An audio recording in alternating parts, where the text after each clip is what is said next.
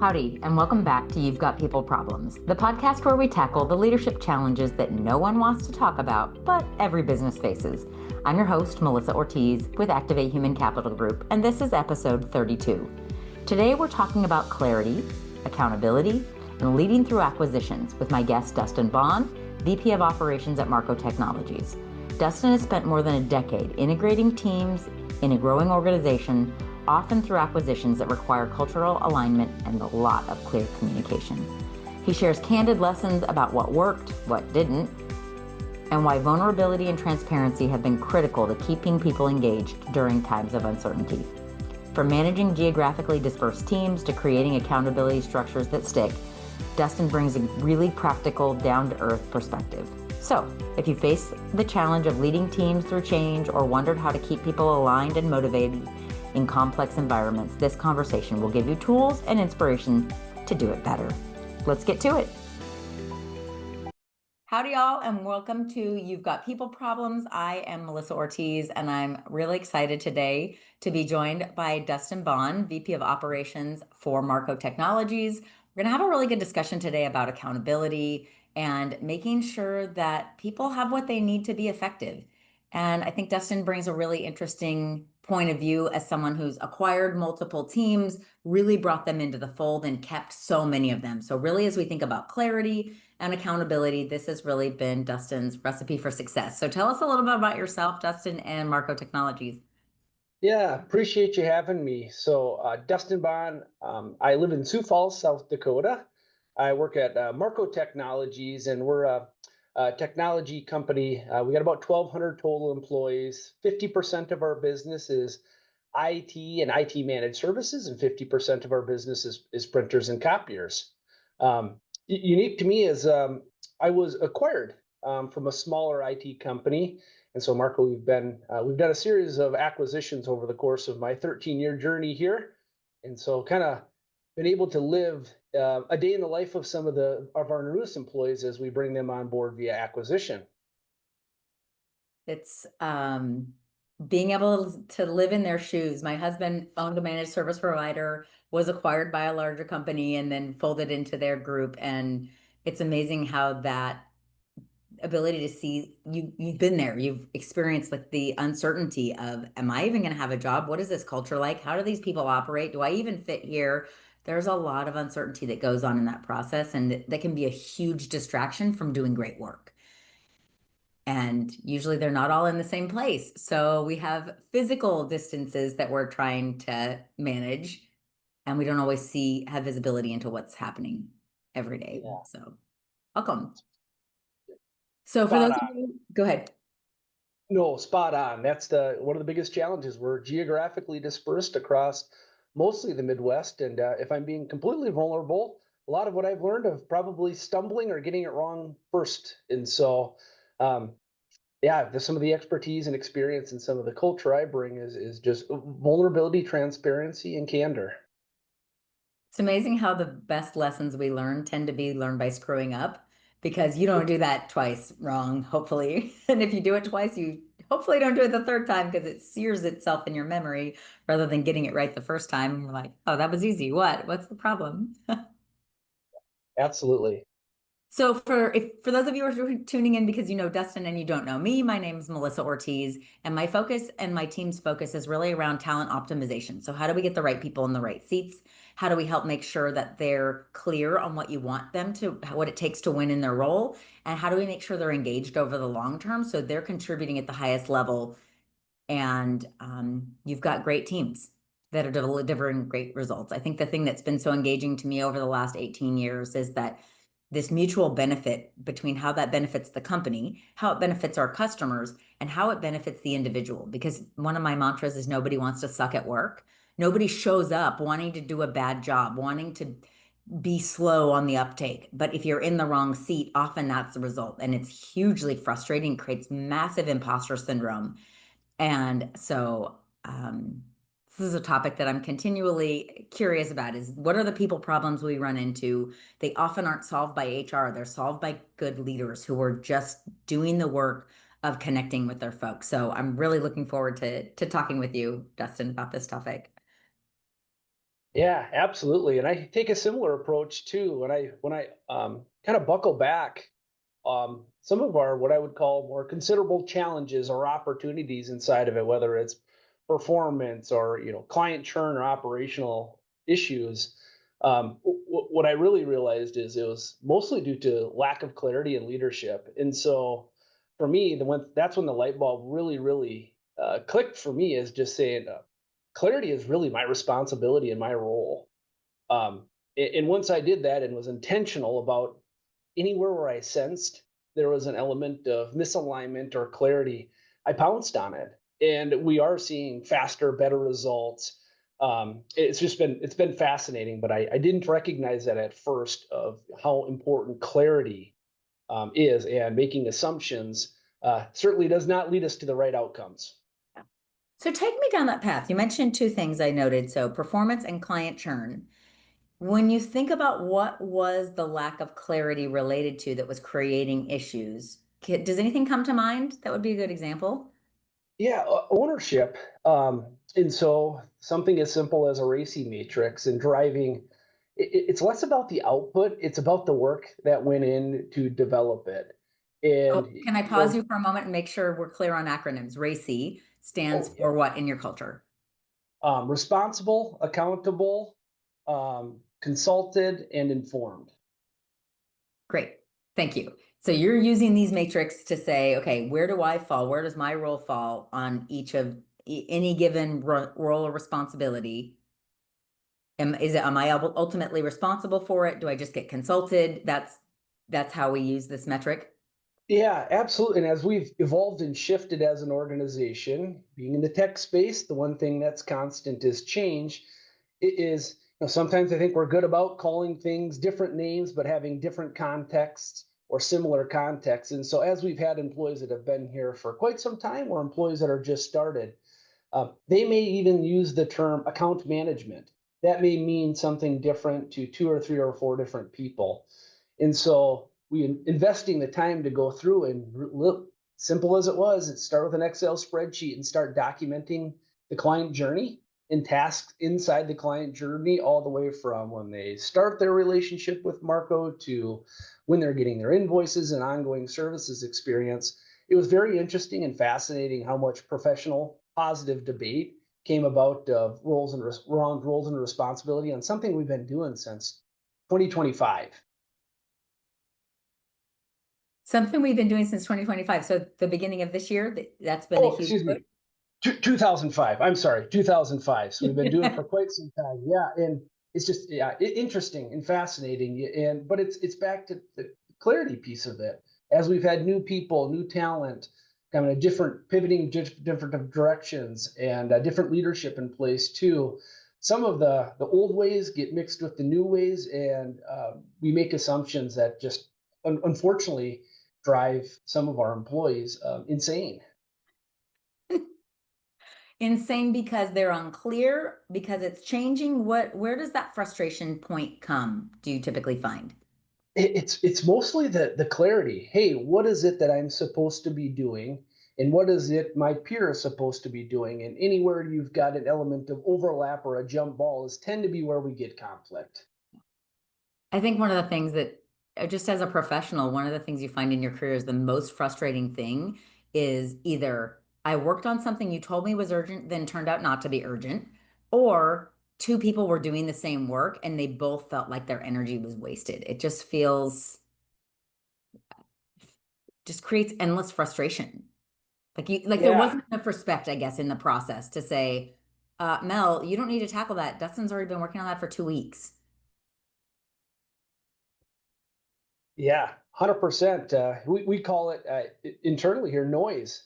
It just feels like noise or busy work, and we'd all would love to ban the word busy because busy isn't driving outcomes, but that's truly what it does. It's creating busy work or noise that if it's not tied to a specific outcome, as an employee, you feel a little defeated.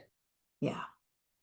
So if we take me back to the client journey and all the things that happen within this relationship, was anybody that was working on this project surprised by how many touch points there were? Yeah, it started with let's keep it simple. We always want to start there, keep it simple. And then pretty soon you're on row 60 in the Excel spreadsheet to realize, all the different touch points and what we have determined as being key pieces of the client journey. And so as you just take a look at that, even from an outsider's perspective too, there's a lot of things that you have to do right consistently to provide a good client experience. And like I said, as we got up to 60 rows in this spreadsheet, you start to realize that, oh, we don't have this documented and really spelled out. There's a 100% chance it's going to turn into chaos. And so then from there, if we think about that clarity and accountability, is the goal then to take each of these elements of the journey and define who's responsible for it, who needs to know about it all along the entire RACI chart? Is that how Yeah, you? yeah, 100% how we approached it. And so we did this quite some time ago, and now we're continuing to evolve, especially as some of the newer technology or even AI or automation is trying to help drive some efficiencies. How does that change who's accountable and responsible inside of that client journey? But it's a published matrix, so we can point to saying, hey, this situation, this specific outcome, this specific piece of the project, we know exactly who's accountable because there's only can be one. There's multiple, then we know we've got one of those jump ball situations that isn't going to lead to the favorable outcome. But think trying to drive consistent clarity. We're a growing company, we're growth driven, and so we're going to continually get new, fresh ideas and new people on board. So being able to allow them to buckle in and understand and who is responsible for what inside that client journey has been paramount. So give me a for instance down that path. So say it's somewhere, I don't know what you call it, in the handoff between they are in the sales process and now they're becoming onboarding, maybe. Something in the client onboarding that maybe I like the word you use, the jump ball, that it's like, okay, we're all going to jump for it. Somebody's going to tip in a direction and we'll get started, but it looks a little messy from the outside looking in. What's one of those items that might come up frequently, and especially as you're acquiring new companies, that they might do it differently? Even as something as simple as how we're introducing the team that's going to be taking them from the sales process into onboarding them from a Marco into a Marco client.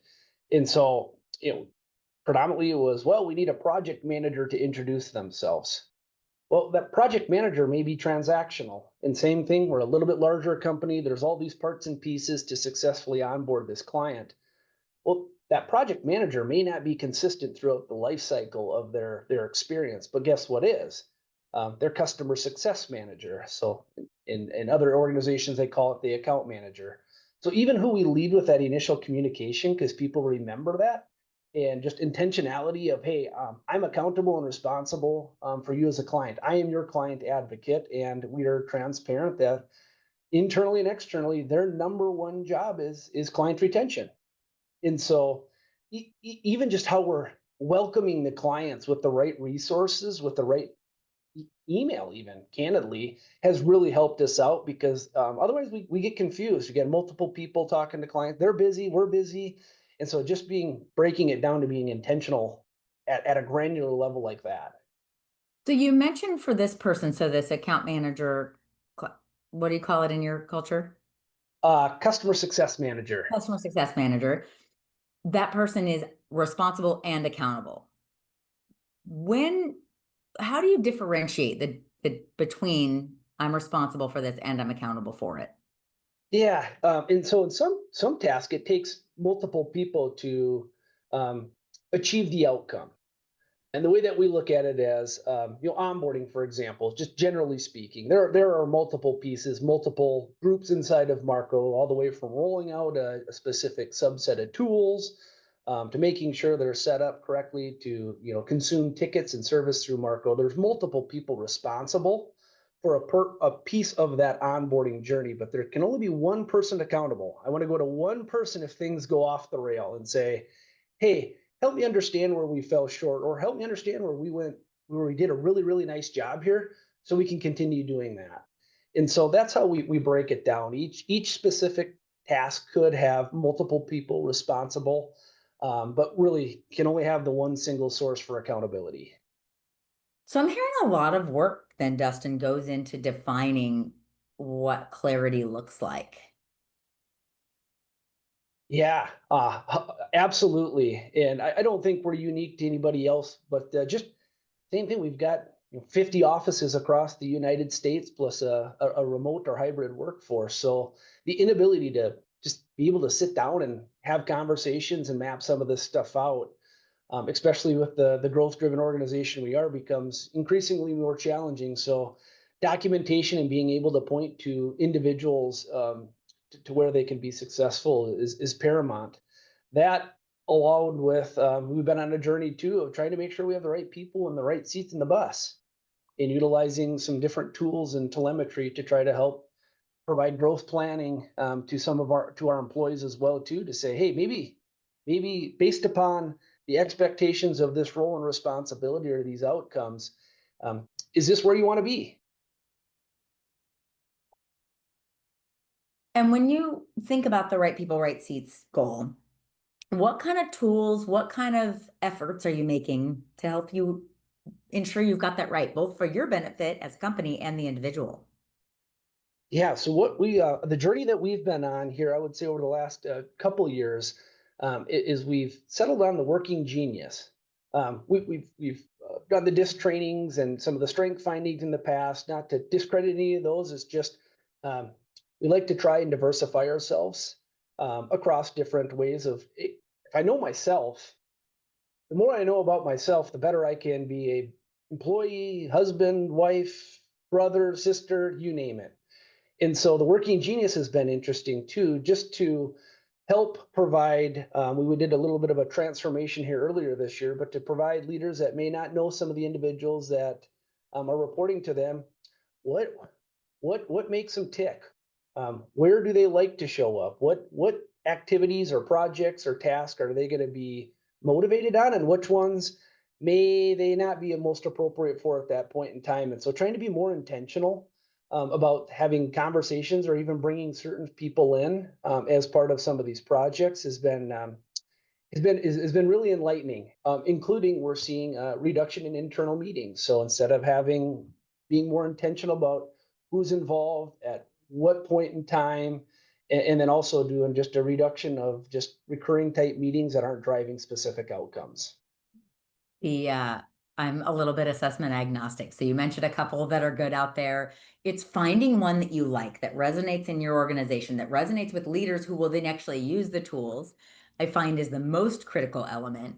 And then I'm curious about your experience. What I find is often when we can identify what makes us all different and quirky, it's a little easier to admit when we're wrong, to be a little more vulnerable because we've already identified we have these other strengths that maybe can help us um, balance out, and we can seek other people's talents out where we know we don't feel as strong. Is that, have you had a shared experience there?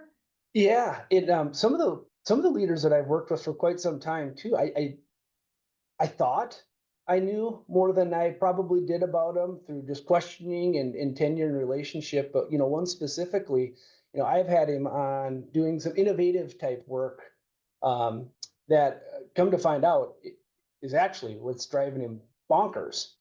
And of course, you don't say anything because maybe you don't mind it. I think we hear a lot of that too. I don't mind doing that, but it's like, well, that's not providing you positive energy. And like most, we have a sea of opportunity when it comes to just work to do on a day in and day out. And so, even that specific individual, I've changed my approach.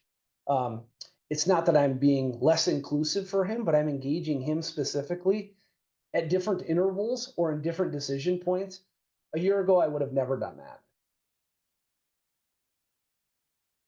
It's I think that the key word that I heard from you was energy. This is an energy equation. And if this is sucking the life out of me day by day, yeah, I don't mind. I can do it. I realize that work looks like work sometimes. But also, if it looks like I'm playing in the sandbox more often, the results that I will bring typically are exponentially better than just checking the boxes, is what I've really seen. And it's an interesting frame of mind for people who come to work thinking, yes, I'm going to do whatever you put in front of me. I'll figure it out. We love these employees, of course. We're grateful for them, but sometimes I wish we had a little more objection to say, I'm not sure I'm the right person to be doing this. Actually, John over there is really creative when it comes to this stuff. Could we partner? Could we reassign? But it's something I don't see a lot of courage in that space. Are you seeing that starting to change as you're integrating these tools? Yeah, the other piece is I didn't know who, really who I could go to for that type of feedback. You've got your circle of trust where people they'll wholeheartedly tell you, hey, you're going off the rails here, or that might not be such a good idea, but that's only a small group of individuals. And the last thing I want is just nodding heads in a meeting and then quickly result into Microsoft Teams and saying, well, that was a bad idea. I hope we don't see that one through. And so for me, specifically, I'm high in tenacity and galvanizing. So that's what I wake up all day, every day, and I can burn people out if I'm not careful. And so where I lean into is some of that innovation type of talent because sometimes I think I have good ideas, but somebody can um, help me understand if that's not meeting the mark. But more importantly, discernment. So those individuals have really helped me saying, well, what about this? Or how is this going to impact this person?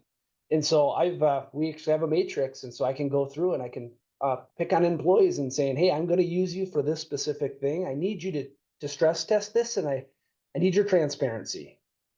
Yeah. The compliment of I'm coming to you because I think you're really good at playing devil's advocate. You're, as I'm hearing you say, okay, we're high tenacity and high galvanizing. I've got what I perceive to be great ideas. I've got a lot of energy behind them, and I can get other people to get energy behind them. Could lead you to be wrong strong is the big risk, right? Precisely, and same thing. I learn through mistakes and continue to be a student of this by all means. But I'm certainly more intentional. I think if I'm in your shoes, my favorite words are going to be, what am I missing? I don't want to go wrong. I don't want to go off in this direction. What am I missing? Because I just straight up don't see it. I have all this enthusiasm and I know I can get everybody on board. Yeah. No, absolutely. And we've created a safe space where really the psychological safety is extremely important to me. Like we don't need to have the same thing. Back what I mentioned earlier, we don't need to have yes people and just say no, this is, and then have it not work its way downstream, just being a semi-sizable organization. So creating that safe space and then admitting when we're wrong. There's been half dozen times this year at least that I've been wrong and being able to quickly pivot versus just hang my hat on a decision that is made. That's absolutely not the culture I'm trying to create. So I want you to take us a little bit down the galvanizing path. So one of the things we talked about in our pre-call, if I recall correctly, was your approach to getting clarity with groups of people rather than sending an email or some other kind of communication. Tell us a little bit about your approach and how that differs from what you've experienced as you've grown up in your career. Yeah, a couple things that we've done specifically is, as we've went through some just transitionary work here earlier this year, is we've even developed one pagers for individuals to help them understand what's important in hosted conversations with those teams as well too. So it's one thing to have this is what's on my job description, which may or may not be outdated depending on when you had came into the organization. But as we have all these different parts and pieces moving, one thing that I identified is a lot of our employees and leaders are striving for. So what's most important? There's a list of 12, 13, 14 things. Can you help me understand from an organizational perspective what is most important to gain alignment and clarity? And so that's one thing that we have done. The other thing we've tried to diverse ourselves a little bit was just the way that we communicate.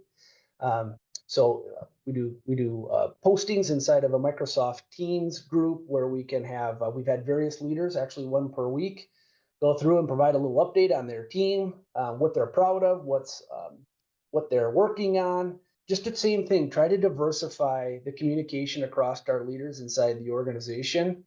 And I think that's having a positive impact as well, because I think a lot of our employees, get exhausted maybe hearing of some of the same people over and over again, and also providing some of our leaders that may not have that opportunity or that platform to brag about their people. That I really enjoy watching these videos because sometimes I don't have a keen understanding of what's all going on, and so I can give a thumbs up. recognize that employee as well too. But just providing a platform where open and honest communication is important. Yeah. I think maybe the thing as you're talking, the thing maybe that resonated when we were talking was when we experience people problems, when we've got a location we know is really challenging. If I recall correctly, you talked a little bit about getting on video with them or physically showing up and getting a really clear feel for, okay, what really is the issue? So I don't start addressing symptoms that are not the root. Tell me a little bit about how you do a deep dive into some challenges and then get resolution so they can get back to work. Yeah, and this I think is probably even more prevalent in some of the organizations that M&A is a parent, so mergers and acquisitions. It tends to be, we are taking them from one culture to another and almost instantaneous. So there is an element of change. And so one thing that we have recently done too is just um, a lot of the times the employees don't understand how is my voice being heard? How do I fit in the greater good of this larger company? Because almost always the organizations we acquire are smaller in size. And so one thing that we have done is you get the group of Marco individuals or the organization's individuals that come and welcome. And then oftentimes it feels a little bit deserted as the organization continues to move forward, but here we are, kind of maybe in our island geographically, and still wondering. Things have changed, our tools have changed, how I work has changed. So it's almost flipping the world upside down. And so one thing we have done too is just consistent leadership approach. So it may not be the leader that has not all the employees in that specific geography roll up to a single leader, but having an appointed leader come into market to try to help be the eyes and ears in the voice or connection back into the organization, as simple as it sounds. And then we did remind the organization as well too, both employees that are located there, plus leaders from afar supporting employees and clients in that area as well too. Just a reminder of expectations, kind of what we're looking for, and even hey, we're doing a great job. Sometimes it may not feel like it in just the world of busyness, but just affirmation that when we're honest, that things are going well. And a lot of times, employees just need to hear that too. Yeah. We picked you because you're doing a good job. We didn't pick you because this was a distress sale, probably, I would guess.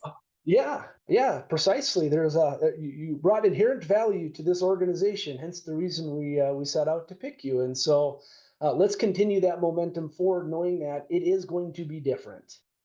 Yeah.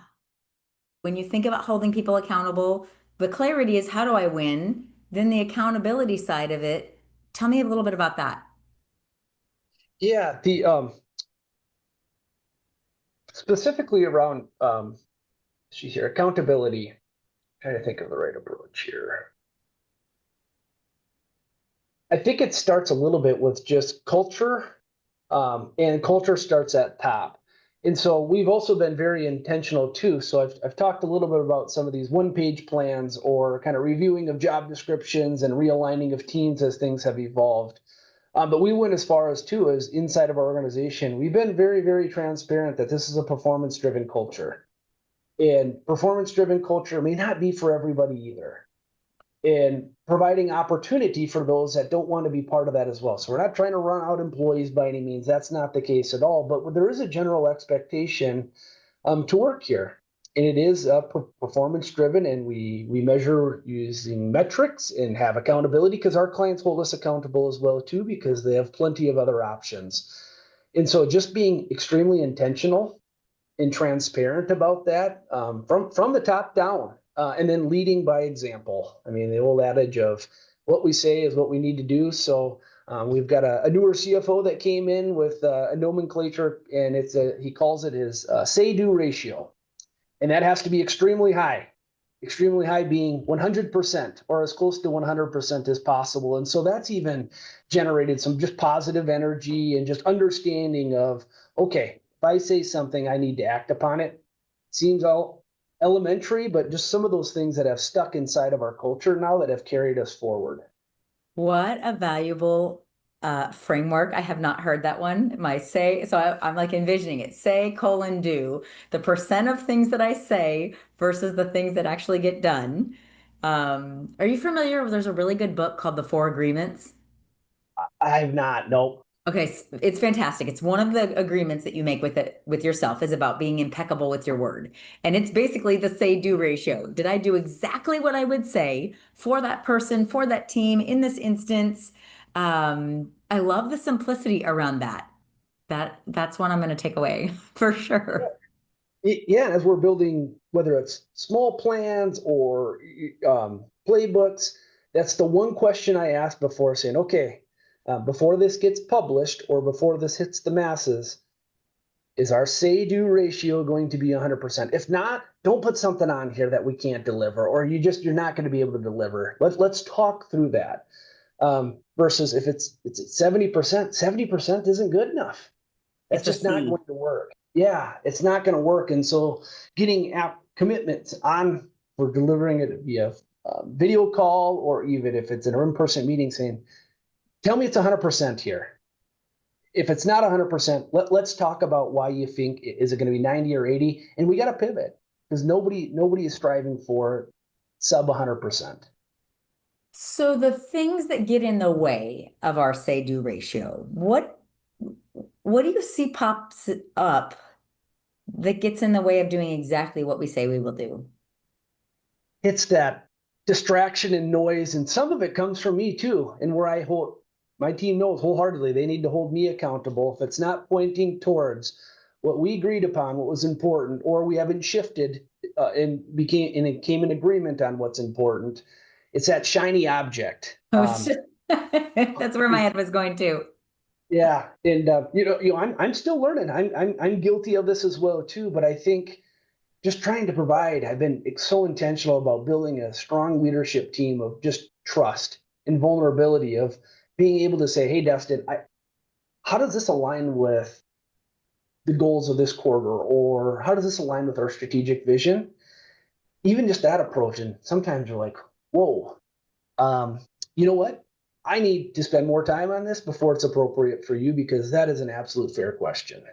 Yeah. It's like I went to a conference and I heard this great speaker and I think this is a good idea. And you're right, it actually doesn't align with where we're headed. Maybe we could make it next quarter's goal. Fair enough. But that pushback is what makes such healthy teams, and that ability.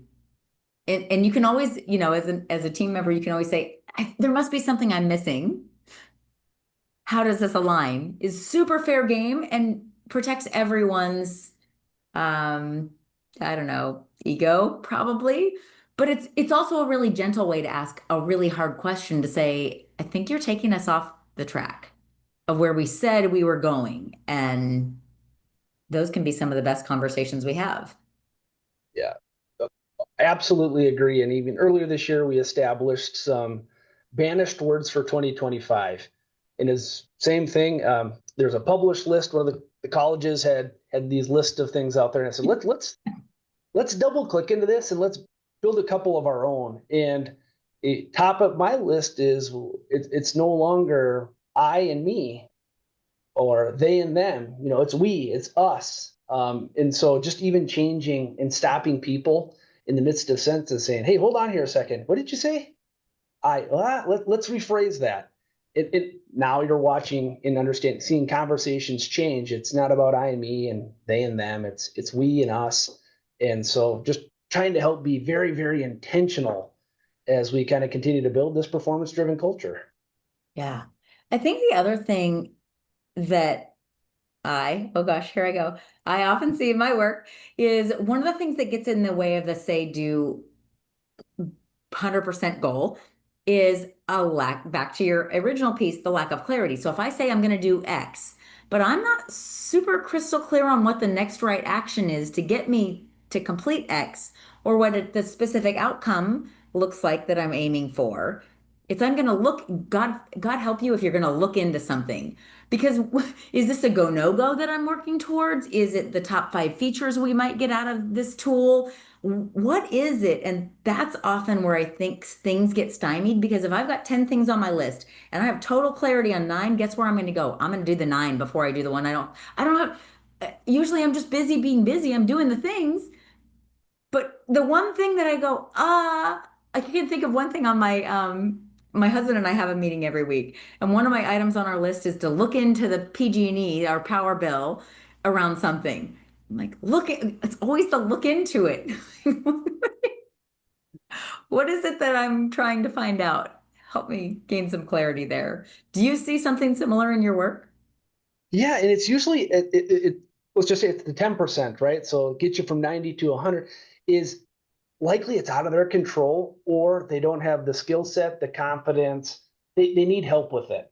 And we call it the difference between agreement and alignment. And so they may be in full agreement of the plan and saying, I agree we can get to the 100%. But if we double click and say into the alignment piece, it's actually 90% because 10% they need help with. Maybe they don't have the trust and confidence of a peer to help do their part to make sure that we're successful according to that timeline. And so same thing, the say-do ratio, it works really, really, really, really well because it flushes that out because the disparity in the challenge, it's typically a layer deep. It's the sub bullet that isn't listed in the plan that needs to really be flushed out. It doesn't necessarily need to be on the plan, but it's got to be flushed out in order to be in full alignment. And so that's some of the language myself and president of our company have as well too. There's agreement, usually thumbs up, alignment, sometimes not the case. And so then we know we need to take it the next level further because I'm accountable and responsible for helping cascade that message, his vision, and kind of the next level of ownership. Well, I like that differentiation, the agreement versus alignment. It's where a lot of assumptions live, I believe. Yeah, it's where trouble can be found, and that's where the say-do ratio is the most disruptive. So I'd like to back up a little bit. I've been thinking a little bit about the right people, right seats and how that relates to some of the assessments they're utilizing. Do you find that for a given role, there's an ideal type for that role? Do you find that you like a little bit of a mix? So in the MSP space, managed service provider, for those of you who aren't familiar with MSP, say we have a technician who's responsible for following up on client issues. Maybe they see them before they even are alerted. Maybe they're responding to a client ticket. Is there a typical in the working genius language? Is there something that's really core to the way they operate that's a non-negotiable for their success in that role? Or how do you see that? Yeah, I think instead of like boxing individuals in and saying, "Hey, we're looking for this specific skill set," I think I'm most concerned about where there's the lowest on their geniuses. So the areas where they have, they're going to be in frustration. So like they're working frustrations, and let's say it's in tenacity, for example. Well, that might be a problem because some of these issues linger and they require a lot of in-depth thought or collaboration with the organization themselves or the software provider. Pick whatever whatever path that IT incident or IT problem could go down. But instead of necessarily boxing individuals in, what I'd like to do is I've actually preferred to use the data, for lack of a better term, to drive conversation around, hey, are we in the right role, the right seats? And are we going to be able to provide you with enough work in your area of just where you're going to strive and want to be? And if not, we better talk about that because we know the end will be in sight for certain. And so that's where we've used it a little bit more versus saying, well, I really need for this specific role, this specific skill set. I can typically find the genius I need for that specific area. But I'm more concerned about the frustrations that we're not putting somebody in an area that they're just going to be miserable. Life's too short. People need to be happy. We all have choices. So I'm more interested in flushing out what isn't going to make them successful in that role and having a conversation early around that. And we have used that this last year, and we've changed some people's roles, some focus, and we're going to continue doing that as well too, just to put them in position where I'm going to get their best and brightest use because that's what they really, really are passionate about. Yeah, it's a high value discussion that is scary to enter into. And quite frankly, usually on both sides, it's not that I'm telling you you can't do that. This role, sometimes I'm asking you if you should. There's this concept I have that really resonates, I think, with most people is do they get it? And usually if they've been doing the role, they probably get it. do they want it and do they have capacity? And often they have capacity. They've been doing it. They've been, in IT, so many of these roles have great, clear metrics. So I know red, yellow, green, day by day. Am I hitting my metrics? But is this the work I want to be doing? Is it bringing me joy? Is it bringing me energy? Or is it absolutely draining my tank every day to where I go home to my family and have nothing left in the tank? That is a high risk factor for burnout. And no one wants to live there. No, and it's real. I mean, this is real stuff, and it's going to continue to be more and more challenging. But what I've found is being able to use that framework, and we've talked a little bit about working genius, but pick one of them. But be able to use, the results that they help provide. I mean, it was their assessment, so I'm not manufacturing anything that wasn't created through them, and having a conversation saying, "Hey, based upon this, help me understand," and then let them kind of take you down the path as well too. And of the last 3 or 4 that I've done, the outcome has all been fairly consistent. And majority of the time, it's yeah, this actually isn't the right spot for me to be. But what about this? Yeah. Yeah, I use one called Predictive Index that is EOC compliant for pre-hire, pre-acquisition potentially, or as we bring somebody in and figure out, okay, where's their best and highest use? And it will map us the discrepancy between our ideal candidate and this candidate to say, okay, there's some stretch this person's going to need to do. Let's talk to them about where the stretch is appropriate, where it's way far across the map, and even some specific interview questions to say, okay, ask this person this. And it's amazing how helpful it can be to a leader in getting to some really good, meaty conversations quickly, even with someone they don't know well. And I like that the assessment is quick. It's a 5-minute assessment, and we're getting some really rich discussion topics to say. Like I went into a onboarding conversation with an employee that was hired for a leadership role who was not the ideal candidate that the leadership team was looking for, but hired them anyway because they really liked the mix of culture fit and experience, even though the talent target was off. And I said, okay, well, here's the target and here's you. Let's talk about how you're going to make this stretch. And she was so appreciative to know right up front, okay, here's how I'm going to have to adapt. And she's been in the role, I think, 7 years now. She's just thriving. But she said, knowing what the leadership team was looking for me from the get-go, I knew I had to make some adjustments to my natural approach. And the respect it felt that they were showing me was enormous because I went, okay, I'm on it. And I can make that part of my clarity and my accountability if we go back to the original discussion topics.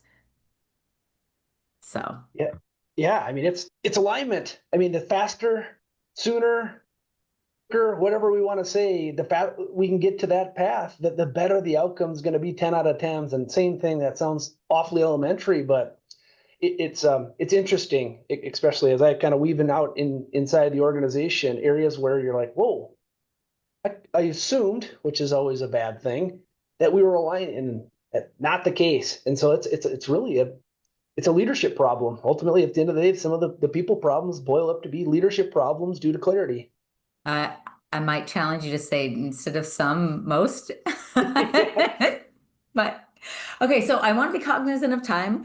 The tips and tricks that I've been taking notes on, and feel free to embellish on these, challenge me and tell me I made notes wrong or add to. One, around clarity matters within my role, priorities within my organization, priorities for the quarter. If I have clarity around that and I get my questions answered to ensure that I'm aligned, not just in agreement, that's foundational. It's one of the things I heard. Another one was find an assessment you like and use it. Use it for the benefit of your employees. Use it for the benefit of the organization and our targets, and for the benefit of our customers, because it's really all an energy equation. And then really setting the tone. If we're a performance-driven culture, making sure that starts at the top. And I just have it like big bold letters in my notes, the say-do ratio. I feel like that's something we could all take for our families, our personal lives, our volunteer roles, and oh, by the way, at work. That's my biggest takeaway for the day. And then I also made a side note about creating your own banished words. My banished word is should. Don't should on yourself and don't should on other people. Just really unproductive. So did I miss anything in your mind from our conversation that you think is valuable takeaway for folks that are listening? No, appreciate it all. The only other thing on the assessment thing is maybe share that with a friend, a family, a spouse. A kid. It's very interesting.